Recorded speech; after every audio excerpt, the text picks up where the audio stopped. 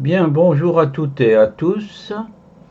Nous allons donc reprendre ces morceaux choisis du livre de Xavier Fontanet, ancien président directeur général d'Essilor.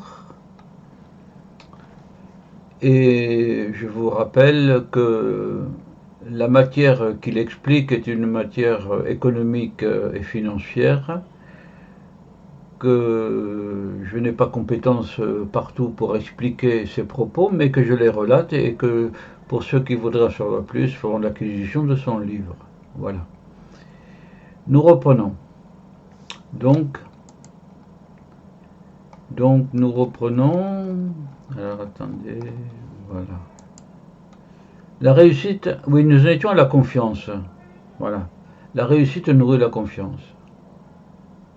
Oui, oui, quand on réussit, tout vous sourit. Les patriciens romains de la République romaine tenaient table ouverte tout le temps, de manière à ce que les patriciens, les citoyens moins fortunés viennent manger la soupe, et ça donnait une confiance aux patriciens dans les votes qui allaient s'en suivre. Voilà. Puisque les magistratures étaient élues. Magistrature publique. La confiance est d'abord un climat, une atmosphère, un esprit. Atmosphère, ça vient d'Hôtel du Nord, le grand film de Marcel Carné. Un esprit indispensable au développement et à la réussite d'une société. Très belle citation. Un esprit indispensable à la réussite d'une société. Très belle citation. Donner. Xavier, les lunettes, il ne faut pas les donner, il faut les vendre. Si tu les donnes, les gens n'en prennent pas soin et les revendent. Oui, c'est vrai, puis on peut prendre de mauvaises habitudes aussi.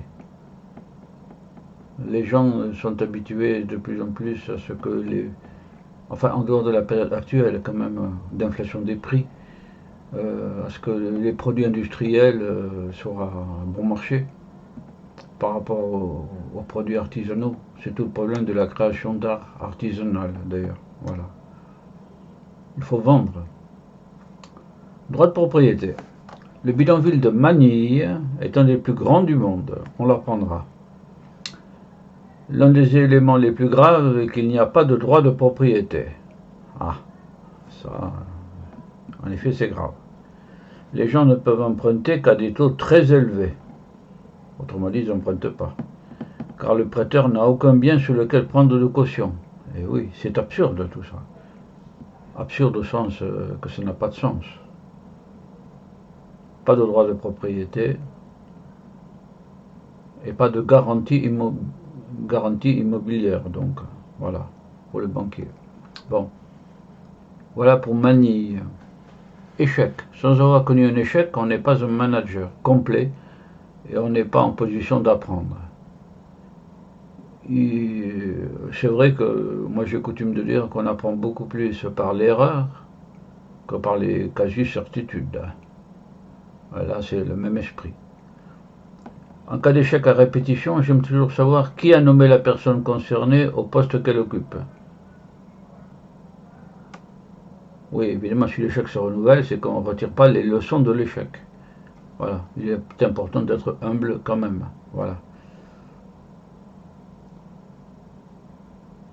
C'est bien parce que c'est la personne qui a nommé celle qui fait l'erreur. Économie moderne. Une économie moderne, c'est un champ de fleurs, très belle image, avec son extraordinaire variété d'herbes, de plantes, d'insectes, de terreaux, avec de la matière organique minérale, c'est-à-dire du solide, de vers de terre et d'innombrables bactéries. Oui, eh ben, Xavier Fontanet a une bonne connaissance de la biologie, à ce niveau-là, bien sûr. On voit surtout l'herbe et les fleurs, mais celles-ci ont besoin de nombreux fournisseurs.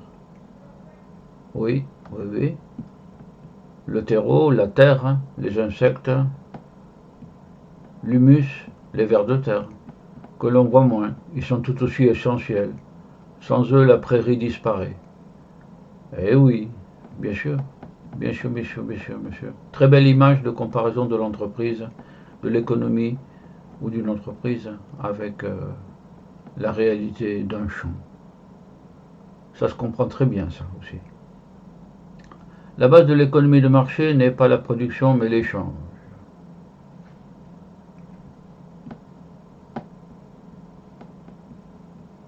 Bon, je laisse chacun apprécier. Oui, on échange, oui, oui, d'une certaine manière, le bien ou le service contre une valeur monétaire, sans doute. Principe du capitalisme, respect du capital, prise de risque, prise de risque, constat que l'entreprise et non l'État est à la base de la prospérité économique, transparence en échange des responsabilités. Alors, le capital, le risque, on ne prend pas suffisamment de risques parfois. Oui, c'est l'entreprise qui crée la prospérité économique. Mais pourquoi l'État et les collectivités territoriales ne seraient pas impliqués dans le processus de production aussi? Ce serait une autre société. On passerait d'une société de consommation à une société vraiment de production de biens, de services et d'idées aussi. Bon, voir mon livre bleu. Bon, transparence en échange des responsabilités.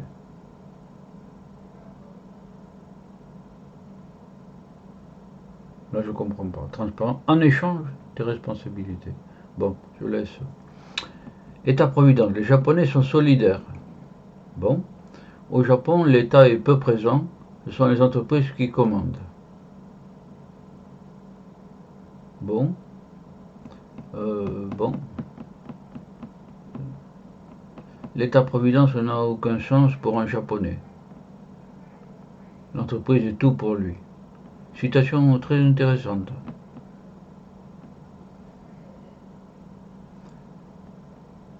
C'est vrai que le système Toyota est un système globaliste qui remplace, qui procure à l'homme depuis sa naissance jusqu'au cimetière tout ce qu'il faut pour vivre, traditionnellement.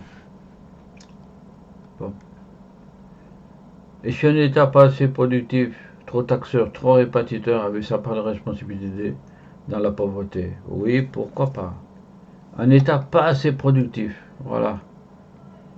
Voilà une maître phrase, voilà. Portion de phrase. J'adhère à 100%. Ouais. Un État qui a de trop tue la responsabilité individuelle et détruit la société. Je suis d'abord sur tout et détruire la société, enfin détruire, il la dégrade, disons plutôt. L'État-providence est un mirage qui s'effondre sous son poids.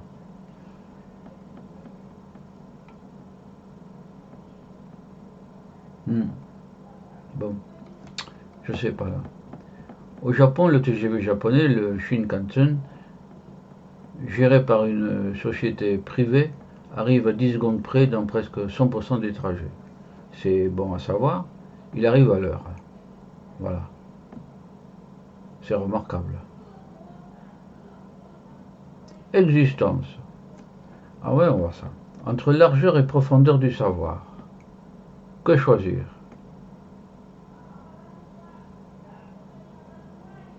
C'est une manière de raisonner à l'occidental. Il faut choisir l'un ou l'autre. Pourquoi pas les deux? Voir, voir le chancelier Walpole, le chancelier de l'échiquier. Il disait, un des vrais secrets de la vie, c'est de se passionner pour une chose suffisamment, intensément, et pour 1000 autres choses suffisamment. Voilà. Bon. Entre culture générale et compétences de métier pointu, bah, évidemment. Entre l'encyclopédiste qui connaît un peu de tout et celui qui consacre sa vie et devient le champion du monde de son sujet, mais vers où aller? Pourquoi opposer? La voie du milieu est la meilleure. Il faut probablement commencer par la largeur avant d'approfondir le sujet de son choix. La spécialisation mondiale ouvre certainement de nouvelles perspectives.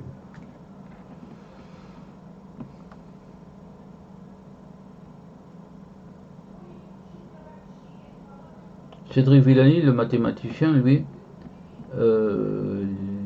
dit qu'il faut d'abord approfondir un seul tas de connaissances, les mathématiques, c'était son cas, et ensuite élargir à d'autres secteurs. C'est pas la même opinion là.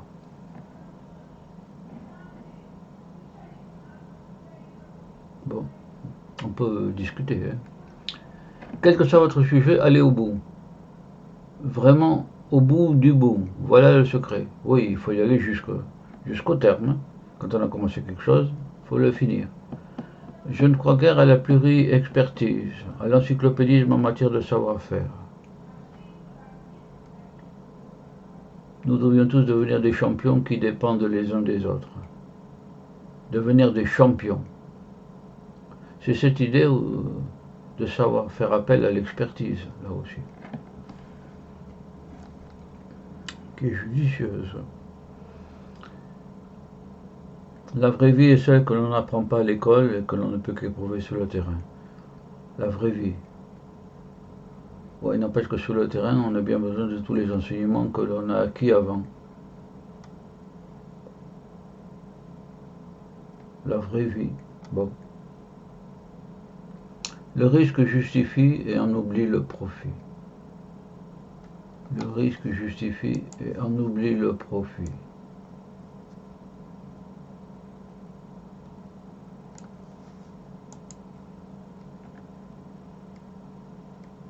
Bien sûr. C'est comme le danger pour un militaire. La concurrence, c'est l'expression de la liberté. C'est un garant de l'égalité. C'est une forme active et spontanée de solidarité.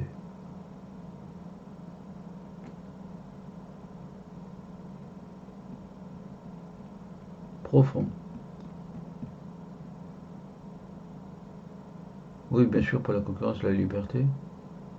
C'est un garant de l'égalité des chances. Oui, oui, oui aussi, à condition que les gens soient égaux, les entreprises soient égales. C'est une forme active et spontanée de solidarité. Là, je ne sais pas. Force est de constater que quand vous les mettez ensemble, concurrence et intérêt particulier se bonifient mutuellement.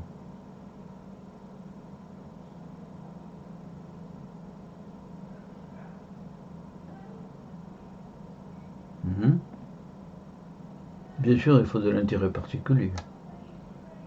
La concurrence contrôle l'intérêt particulier et le fait en quelque sorte travailler à l'intérêt général. Très belle citation. En quelque sorte, travailler à l'intérêt général. L'intérêt général, c'est la production des biens et des services qui est au service de tous les citoyens, pour peu qu'ils aient la capacité d'achat. Donc que les coûts soient bas, que les prix soient bas, donc que les coûts soient bas. C'est la concurrence. Quand il y a vraiment concurrence. Gestion humaine. Il faut d'abord respecter l'individu et promouvoir son talent. Très belle citation. Respect, promouvoir. Oui, bien sûr. Là, c'est idée juste. Hiérarchie. L'organigramme plat n'a que des avantages. Il consiste à rattacher à chaque dirigeant non pas 6 collaborateurs, mais 12. Il réduit les niveaux hiérarchiques. Entre le PDG et l'ouvrier, il n'y a pas plus de 6 étages. Évidemment, plus on diminuera ce qu'on pourrait appeler le coût de la gestion des ressources humaines, l'impression de domination, de hiérarchie, etc., plus il y aura de confiance du simple employé dans la marche de l'entreprise. Versailles a isolé les élites du peuple. Il faut créer une intimité entre le chef et son équipe. D'où le fait de faire des fêtes ensemble, avancé par Xavier Fontanier, plus haut. Une intimité entre le chef et son équipe. Les organigrammes non plats mettent en valeur les petits chefs et la bureaucratie, oui. André Malraux, dans une discussion avec Picasso, disait, tu sais Pablo, dans la vie, beaucoup de personnes se bâtissent une compétence. Et quand ils ont achevé, c'est comme une colline. Ils montent au sommet, ils mettent un petit drapeau. Et ils disent, c'est moi le chef. Donc les petits chefs et la bureaucratie. On perd aussi de l'information. L'information, c'est vital. Alors chaque niveau hiérarchique a tendance à retenir cette information pour s'en servir au bon moment pour le niveau supérieur. La Fontaine. Pourquoi est-ce que j'en veux à Jean de La Fontaine pour sa laitière et le pot au lait? Si on lit Xavier Fontanier un peu plus, on comprend mieux, parce qu'il critique et tourne en dérision cette jeune entrepreneuse. Eh oui, le pot au lait. Bon, il faudrait revoir la fable elle-même. Le libéralisme. Il ne faut absolument pas croire que les libéraux sont contre l'État. Bon, c'est un mauvais procès qu'on leur fait. Les libéraux sont pour un État fort, concentré sur le domaine régalien. Beaucoup comme moi-même pensent qu'il faut probablement y investir plus pour que l'État puisse faire face aux nouveaux challenges qui se présentent à lui, notamment en matière de justice et de police. Bon. Voilà. Belle citation d'une orientation du libéralisme pour l'État renforcé sur le domaine régalien. Moi, je suis pour aussi qu'ils s'investissent dans le colbertisme, comme à Singapour. Long terme. Droit de vote double et dividende double pour des actionnaires gardant leurs actions plus de 5 ou 10 ans. C'est un tout petit déplacement de pouvoir et d'argent qui serait à mes yeux un grand bien pour tous.